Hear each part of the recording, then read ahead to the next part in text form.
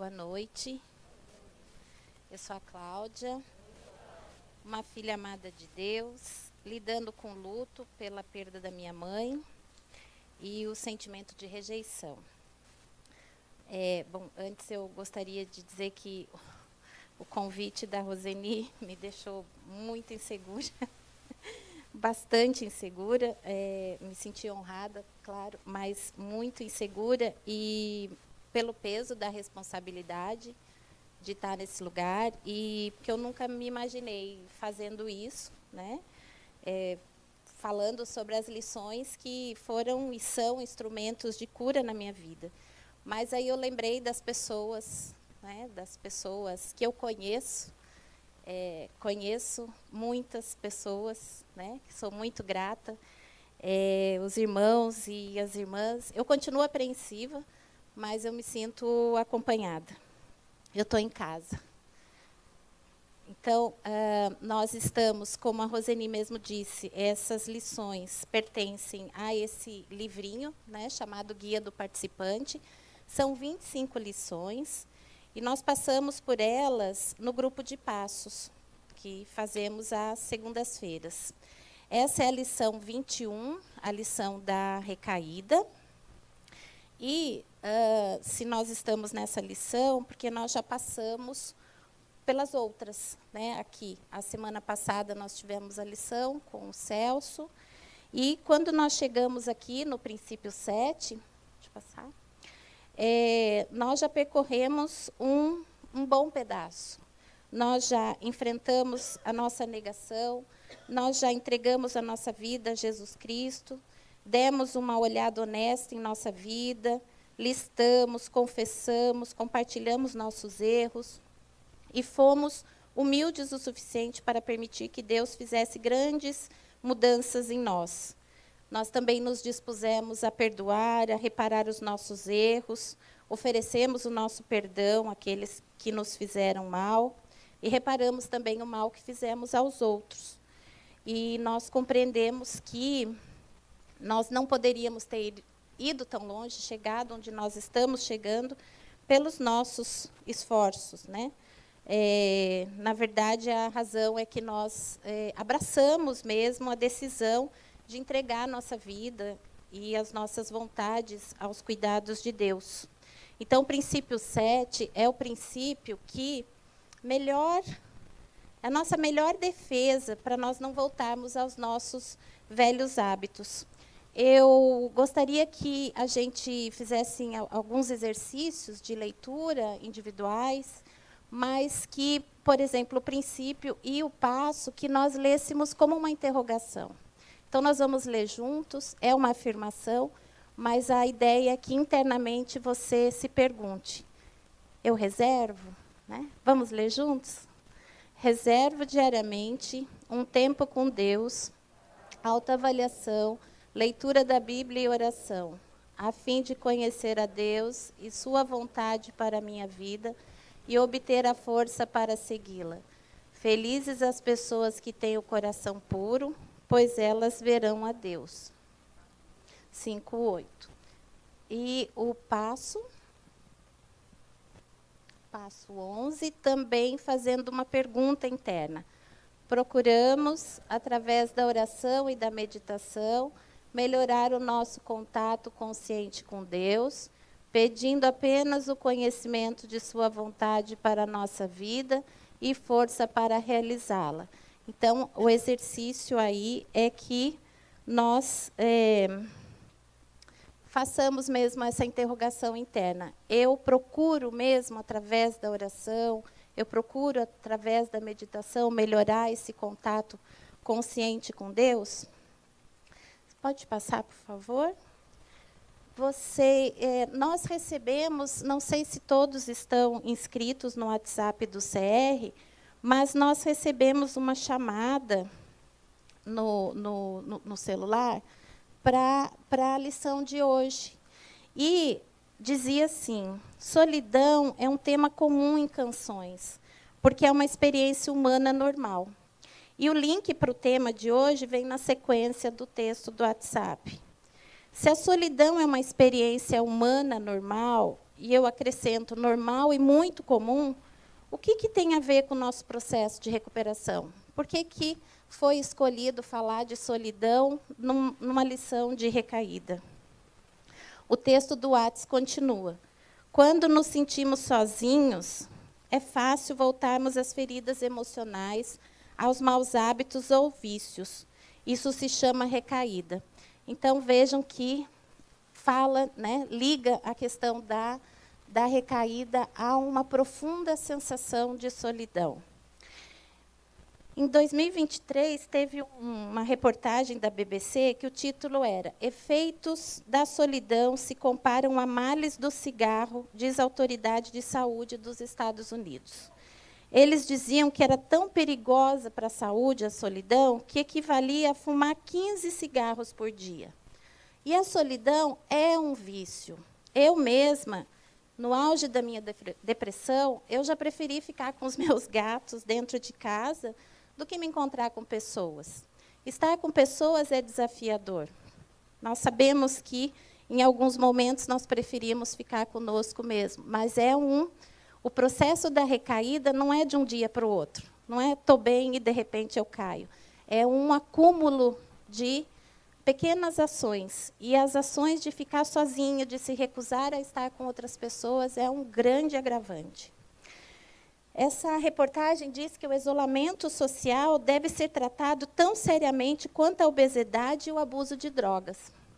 Tem 15 dias, na semana retrasada, o Olivan falou que não existe tratamento sem recaída.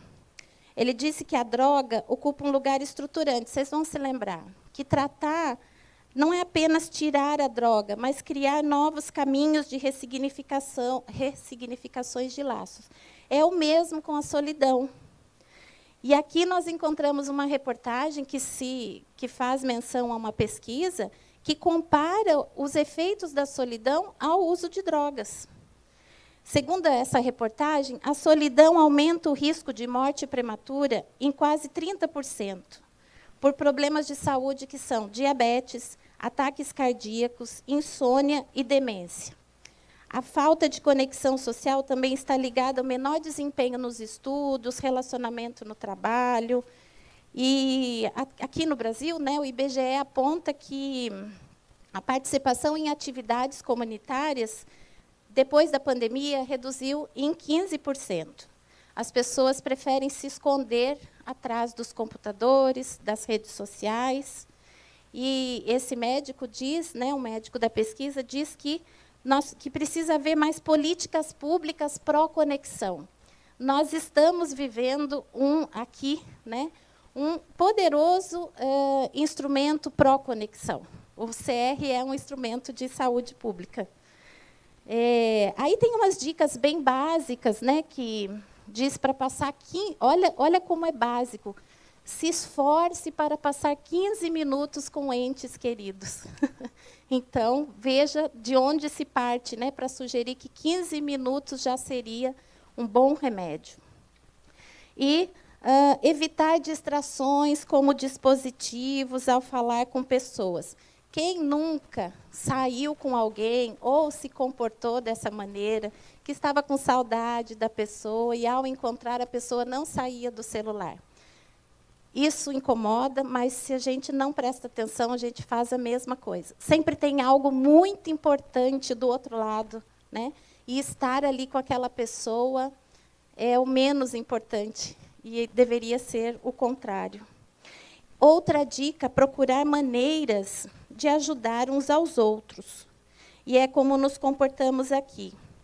E eu achei assim muito um presentinho de Deus hoje, Fabi, o terceiro louvor, né, que é Toma o teu lugar e reina sobre minha vida, foi o louvor que nós escolhemos para a nossa celebração, né, não é mais formatura, quando nós terminamos o grupo de passos, foi o que nós colocamos naquela retrospectiva, né, Toma o teu lugar e reina sobre minha vida, que foi como eu saí do meu grupo de passos, muito aberta mesmo para ser usada por Deus. Eu me lembro de um momento, me lembro de vários, né? mas um muito especial. Eu estava no carro e, por alguma razão, não estava ouvindo uma rádio evangélica, gospel. E veio aquele louvor, né, que dizia assim: sonda-me, Senhor, e me conhece. Eu não vou cantar, não vou fazer isso com vocês. Mas vocês estão com a música aí na cabeça, né? Quebranta o meu coração, transforma-me conforme a tua palavra, e enche-me até que em mim se ache só a ti. Então usa-me, Senhor, usa-me. Eu quero ser usado da maneira que te agrade, em qualquer hora, em qualquer lugar. Eis aqui a minha vida, usa-me, Senhor. Eu sentia que a minha vida não servia para nada. Só quem esteve em depressão sabe o que é se olhar e não ver nada que possa servir para alguém, né? Então, dentro mesmo do grupo de passos, eu procurei as minhas líderes. Na verdade, não foi nem no grupo de passos, foi no grupo de apoio, a Maria de Lourdes e a Aline, que hoje é minha madrinha. E eu disse: olha, estou aqui para ser usada, o que precisarem de mim, eu quero servir. Eu preciso que a minha vida faça sentido. E desde então, né, isso foi lá em 2021, 2022, a minha vida faz sentido. E hoje foi um presente esse louvor, porque eu tinha anotado, uma ansiedade, né, de estar aqui hoje, eu tinha anotado falar da música que fechou a formatura do grupo de paz. E eu falei: não tenho tempo para isso. E aí eles cantaram. Então, foi muito bom, né? Pronto, deixa eu correr lá. Então, vocês sabem que, passa, por favor, que nós temos o acróstico, sempre os acrósticos têm total relação com a lição. Então, todos esses itens, cada item de cada letra, é um importante instrumento para nós evitarmos a recaída. Mas nós vamos passar por eles. Todo mundo tem a lição? Todo mundo tem a lição? Então, vocês têm aí um lugarzinho para preencher. Quem não tem, a Carmen vai passar. Levanta a mão, por favor. Aqui. Então, pode passar, por favor? A primeira letra: reserve para si um momento de quietude. Então, aqui nós temos: vigiem e orem para que não sejam tentados. Vigiar. Vigiar é porque mostra que as nossas falhas, as nossas tentações nos acompanham o tempo todo. É fácil querer resistir à tentação. O difícil mesmo é conseguir. Autoavaliação. Pensando, né? Eu comigo mesma aqui agora. Eu consigo identificar os meus gatilhos? Só volta um pouquinho, por favor, no anterior. Eu consigo identificar os meus gatilhos? Se eu estou vigiando, se eu estou orando, eu estou bastante em contato comigo. Mas eu consigo identificar os gatilhos? Pode passar, por favor. Examine-se e faça uma autoavaliação. Lembrando que a autoavaliação, né, aqui sempre fala no CR que nós somos mente, corpo, espírito. Então, a nossa saúde física, emocional, relacional, espiritual, nós precisamos fazer esse exame todos os dias. Como? Com humildade, com verdade, tendo coragem de realmente se olhar. Esses versículos aqui são trechinhos de versículos de Romanos de 12 a 16, dizendo: pensem com humildade a respeito de vocês mesmos. Pelo menos conosco, nós precisamos ter coragem.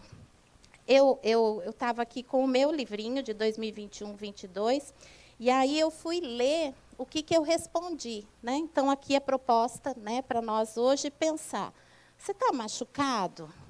Você está machucada? Está irado? Está tenso? Está tensa?